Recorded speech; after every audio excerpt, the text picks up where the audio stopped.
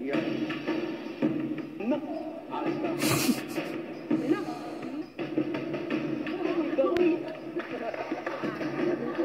I didn't know people could get that tall. I thought Marco was tall. I thought Christian was really decent. Like, he was 2 times the size of Young. It doesn't make sense to me how it works. And Marco, Coach Ruben.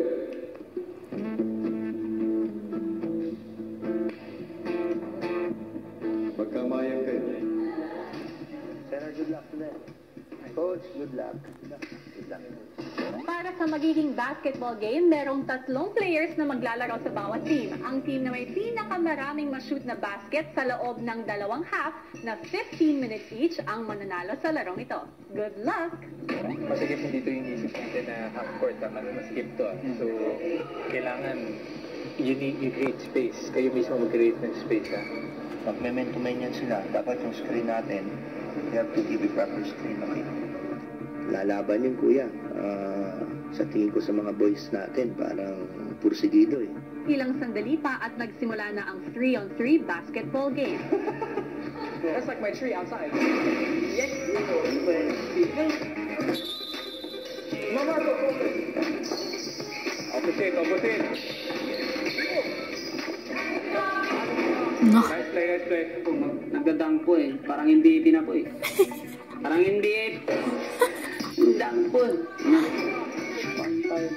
MVP na. What?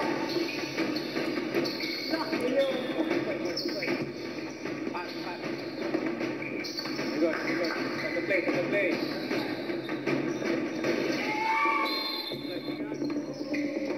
That's it.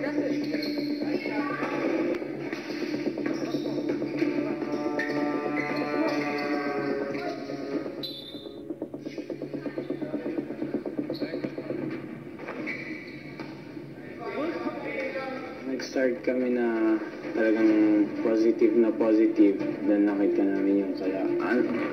Mahirap talaga po.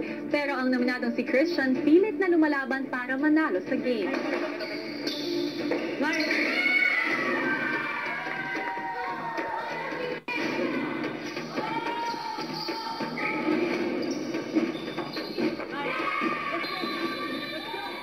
Ano po, napakahirap po kuya kasi po ako lang po nakakaalam.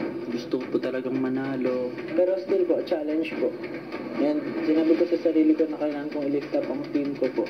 Maya-maya pa at nagpatuloy ang pagpuntos ng team housemates.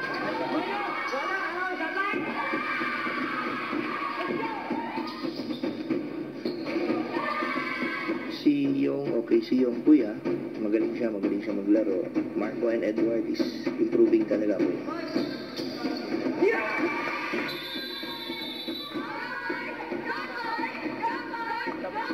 Gusto ko po talaga na manalo po talaga yung boys po sa laro.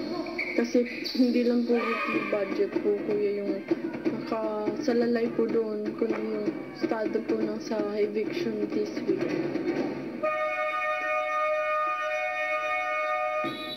Pagdating ng second half ng laro, patuloy ang paghabol sa puntos ng team housemates.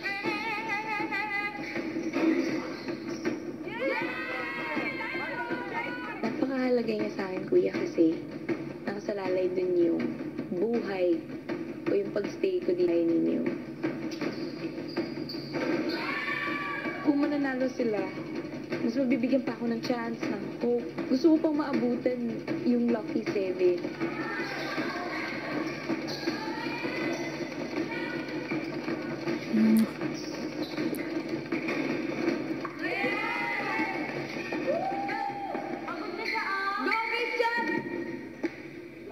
Pero kahit na nakakapuntos ang team housemates, malaki na ang lamang ng Team Blue Eagles.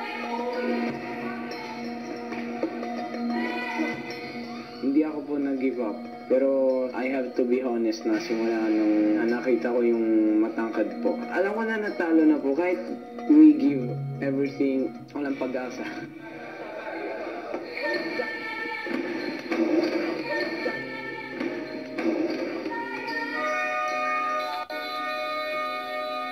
Yan kuya, malungkot po kasi we didn't win.